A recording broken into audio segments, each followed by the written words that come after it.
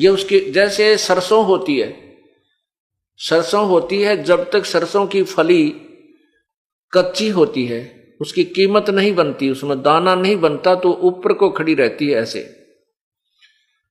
और जो जितनी भी वो परिपक्व होती जाती है उसमें सरसों का दाना बन जाता है, उसमें वजन बन जाता है, उसकी वैल्यू बन जाती है, कीमती बन जाती है, तो वो झुकना शुरू कर देती है और अंत में इतनी झुक जाती है कि जमीन को छूने को हो जाती है।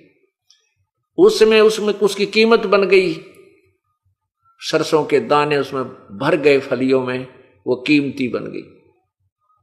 और जब तक वो कच्ची थी उसमें वो ना किसी कर्म की नहीं थी, ना उसका खल बने ना तेल बने, तब तक वो आकड़ पाड़ रही थी, ऊपर ने ऐसे खड़ी थी। जितनी कीमत होती चली गई उतनी ही वो झुकती चली गई।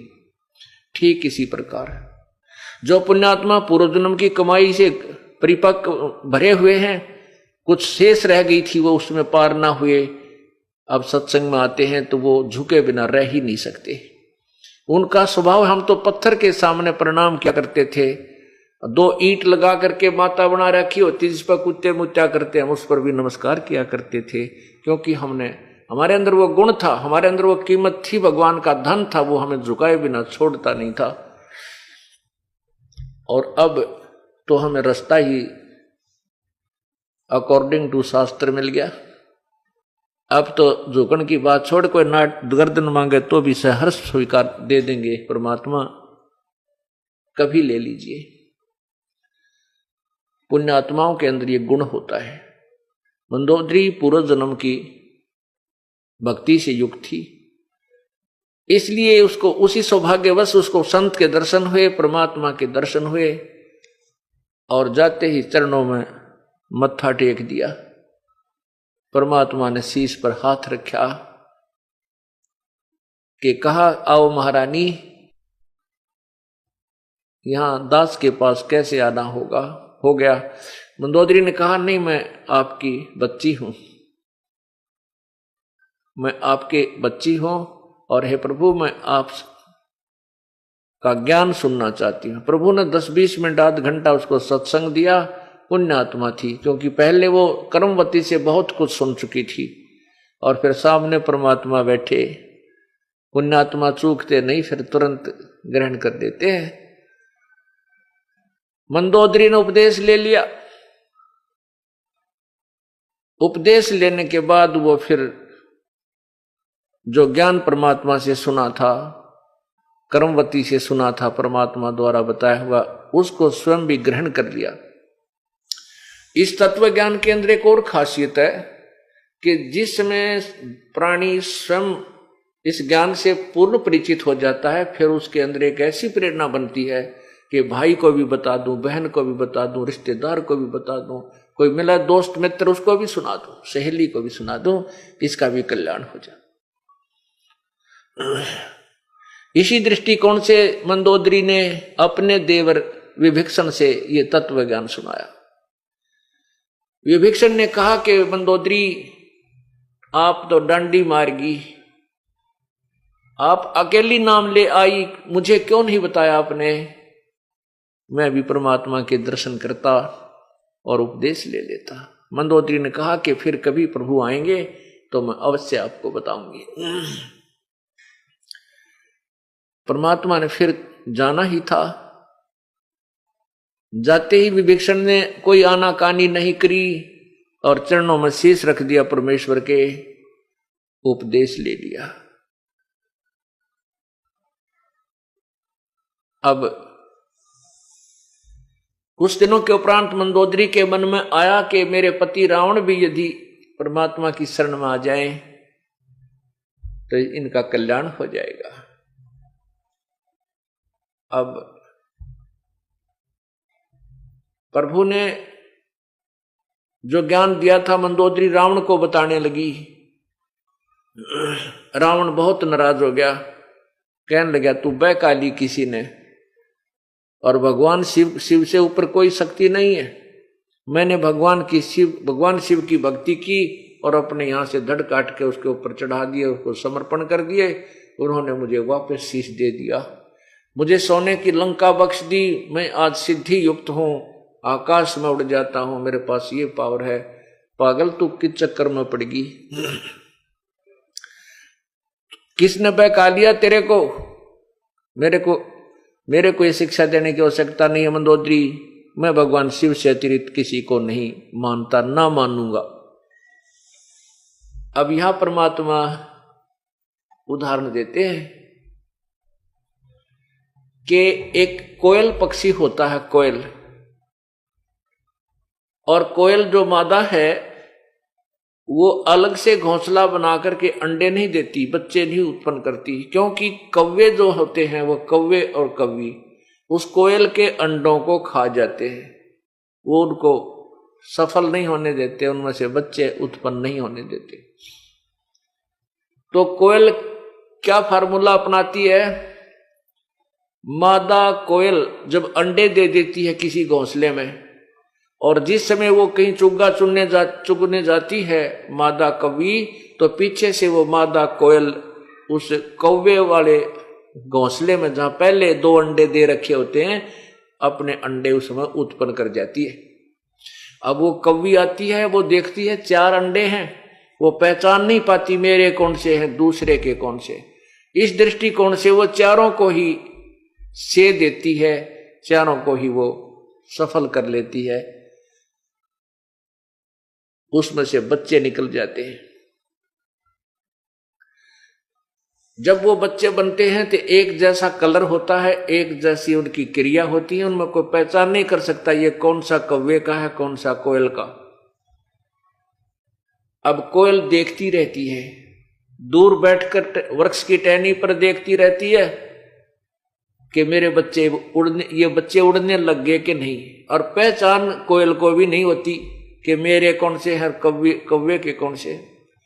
और पहचान हो जाए तो वो उनको ले नहीं सकती, क्योंकि वो उस कौवे के साथ घुल मिल चुके हैं। तो क्या फार्मूला अपनाती है? दूर पेड़ पर बैठकर वो कुहू कुहू की आवाज लगाती है। जो कोयल के बच्चे होते हैं वो ऐसे देखते हैं वो, क्योंकि जब वो उड़ने लग जाते हैं देख लेती है कि दूर तक उड़कर चले जाते हैं, फिर वापस आ जाते हैं, उस समय वो कुहू कुहू की आवाज लगाती है दूर पेड़ पर बैठकर। अब वो कोयल वाले दोनों बच्चे ऐसे चारों तरफ नजर घुमाते हैं कि ये आवाज कहां से आई। फिर वो उड़कर उस आवाज की तरफ चल पड़ते हैं। उधर से कौवी देखती है कि तेरे बच्चे गए, वो उनके पीछे दौड़ती है। वो काफी दूर वो कोयल फिर उड़कर आगे चली जाती है, कुहू कुहू करने लग जाती है। कोयल के बच्चे फिर आगे उड़ जाते हैं, अपनी माँ के बोली की तरफ भाग लेते, उड़ जाते। अब वो कवि सोचती है कि ये तो गए, कहीं दूसरे बच्चे भी ना चले जाएं, वो वापस आ जाती है और कोयल अपने बच्चों को साथ लेकर चली जाती है। पुण्यात्माओं, परमेश्वर ने अपनी पुण्यात्माओं को, जो पहले किसी समय में, किसी सतयुग त्रेता द्वापर कलयुग में परमात्मा की भक्ति से जो परिपक्व हुए हैं, उनको इसी काल के लोकों में जो केवल ब्रह्म की साधना करने वाले, आन उपासना करने वालों के ही घोंसलों में, उन्हीं के घरों में जन्म दे दिया। और अपनी अमृत वाणी की बोली को फिर बोला। जो परमात्मा के बच्चे हैं वो तो तुरंत समझ जाते हैं, जो पूर्व जन्म की कमाई जिनके साथ है, कभी परमेश्वर के चरणों में जो पुण्यात्मा रही हैं, वो तो तुरंत समझ जाती हैं और तुरंत ही नाम ग्रहण करके अपनी क्रियाएं शुरू कर देती हैं। एक घर में 4 सदस्य हैं, दोनों नाम ले लिया, 2 कति नहीं मानते, चाहे कितना समझा दे, विरोध करते, तो समझ लेना कि वो कोयल के बच्चे नहीं हैं।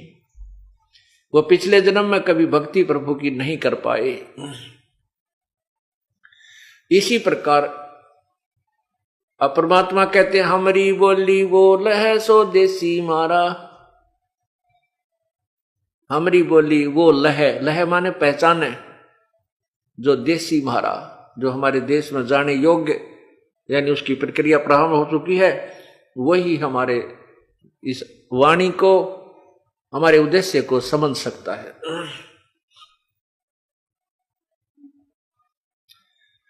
अब रावण नहीं माना।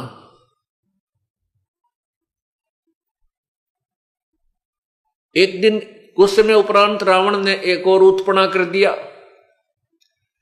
भगवान श्री राम को वनवास मिला हुआ था, वनवास से सीता को रावण ने अपहरण कर लिया। अपहरण करके लंका में नौलखा बाग में लाके रोक दिया, छुपा दिया। वहां उसको अपनी पत्नी बनने के लिए परेशान किया जाने लगा, लेकिन सीता ने उसकी बात को नहीं स्वीकारा। रावण ने बहुत यातनाएं दी। एक दिन परमात्मा फिर चले गए लंका के अंदर। मंदोदरी ने भगवान से कहा, मुनिंदर जी से कहा कि हे गुरुवर, हे प्रभु, आपकी बेटी को एक बहुत ही भयंकर दुख हो गया है। परमात्मा ने पूछा, क्या कष्ट आ गया बेटी? मंदोदरी ने कहा कि मेरा पति किसी औरत को उठा लाया है और उसको नौलखा बाग में बंद कर रखा है। वो उसको पत्नी बनाना चाहता है।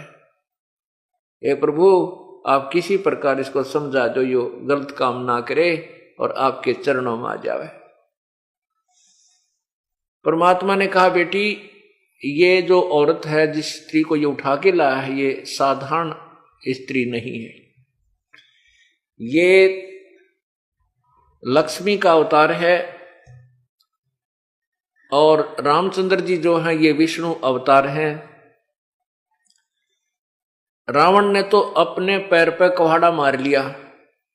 बेटी इसने कह दे कि तुरंत इसको वापस दे आवे, सीता को वापस देकर अपनी भूल को स्वीकार कर ले, क्षमा याचना कर ले। संत दयालु होते हैं, श्री राम बहुत दयालु हैं, वो माफ कर देंगे। मंदोदरी ने बहुत समझाया, लेकिन रावण नहीं माना। रावण कहने लगा, तू मुझे क्या डराती है? मैं 2 मस्करे जंगल में फिरते हैं, तू उनको भगवान कहती है। मैंने 33 करोड़ देवताओं को बांध कर अपनी कैद में डाल रखा है, और मेरे पुत्र मेघनाद ने देवताओं के राजा इंद्र के साथ युद्ध करके उसको पराजित करके उसकी पुत्री के साथ विवाह कर रखा है। एक कायर औरत तो मुझे क्या शिक्षा देती है? इन 2 जंगली लोगों से मुझे डराती है, इनको भगवान बताती है। मैं इस सीता को वापस नहीं दूंगा। मंदोदरी ने परमात्मा से कहा, हे परमेश्वर, मेरे पति देव को एक बार आप अपने मुख से समझा दो। यदि वो नहीं मानेगा तो फिर मैं विधवा भी हो जाऊंगी, मुझे दुख नहीं होगा। परमात्मा ने कहा, बेटी ठीक है, जाता हूं, बाकी इसकी बुद्धि विनाश काल होने से विपरीत हो चुकी है। अब परमात्मा मुनिंदर जी रावण के राज दरबार के सामने खड़े हो गए। पहरेदारों से कहा कि भाई मुझे राजा से मिलना है, मेरा संदेशा भिजवा दो। पहरेदार कहने लगे, ऋषि जी, हमसे नाराज मत होना, हमारे राजा का दरबार लगा हुआ है, कोई सीक्रेट मीटिंग चल रही है। इस समय अंदर का संदेशा बाहर तो आ सकता है, बाहर का संदेशा लेकर दूत अंदर नहीं जा सकता। परमात्मा वहां से अंतर्ध्यान हुए और रावण के दरबार में, जो रावण ऊंची स्टेज पर विराजमान था, उसके सामने जाके प्रकट हो गए।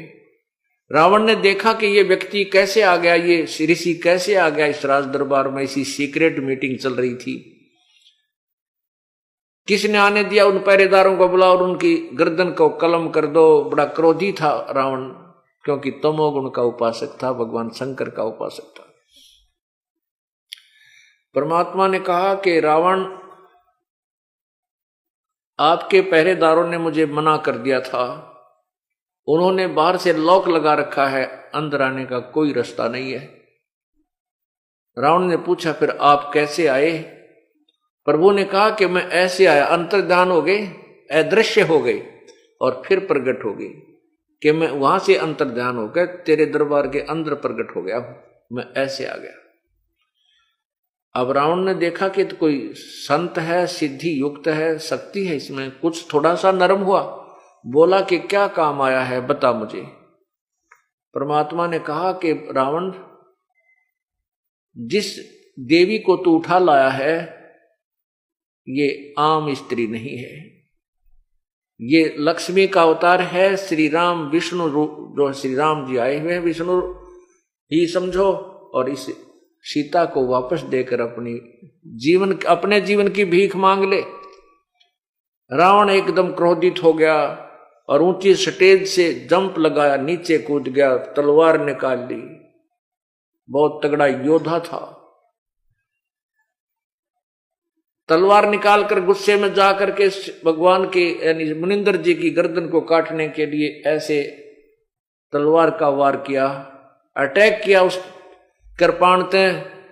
परमात्मा पहले एक झाड़ू की सीख हाथ में लिए हुए थे, झाड़ू की सीख, उस सीख को उसकी तलवार के सामने ऐसे कर दिया और रावण ने ऐसे क्रोधित होकर के 70 बार अंधाधुंध क्रोध में 70 बार ऐसे कटाए 70 बार किए, 70 बार अटैक किया, लेकिन उस सीख को निशान भी नहीं हुआ और रावण का पसीने आगे बाजू दुखने लगी। तो परमात्मा ने कहा, देख नालायक, इस निशान के, इस सीख के निशान भी नहीं है तेरी तलवार का, आंख खोल ले। अब रावण समझ गया कि तो भाई कोई अपरंपार शक्ति है, पर यह अभिमान बहुत बुरी चीज है, जीव को ठिकाना नहीं आने देता। वो वापस जाकर के अपने राज उस बैठ करके सिंहासन पर कहने लगा, ऋषि जी तू जा चाहे ना जा, मैं तेरी बात ने कति स्वीकार नहीं करूं।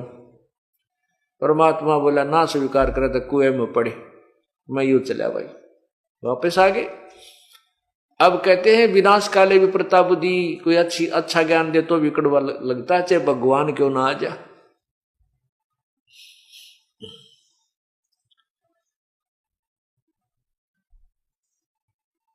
अब परमात्मा ने आकर कहा, बेटी मैंने तो जो कहना था कह दिया, लेकिन ये मानने को तैयार नहीं है, अब इसके बाद मैं भी इसको कोई सलाह राय नहीं दूंगा। मंदोदरी कहने लगी, हे गुरुदेव अब मैं निश्चिंत होगी, अब यो मरो चाहे जीवो, मेरा जो फर्ज था पत्नी रूप में मैंने इसका अन्न खाया है, इसके साथ रही हूं, मेरा फर्ज बना था कि मैं इसको कोई अंतिम सांस तक इसके जीवन की भीख मांगू। अब ये नहीं मानता है तो प्रभु यू मर जाएगा, मैंने कति मुझे दुख नहीं होगा। उस समय जब ये मीटिंग चल रही थी, प्रभु वहां प्रकट हुए, विभीषण भी विद्यमान थे। विभीषण ने आकर मंदोदरी से बताया कि आज तो गुरुदेव मार दिए होते भाई ने, लेकिन ये तो अपरंपार शक्ति है, उनके सीख को भी कोई निशान नहीं पड़ा और रावण ने 70 बार अटैक किया, तब फिट्टे मुंह होकर वापस जा बैठा। विभीषण भी बहुत समझाता था रावण को कि भाई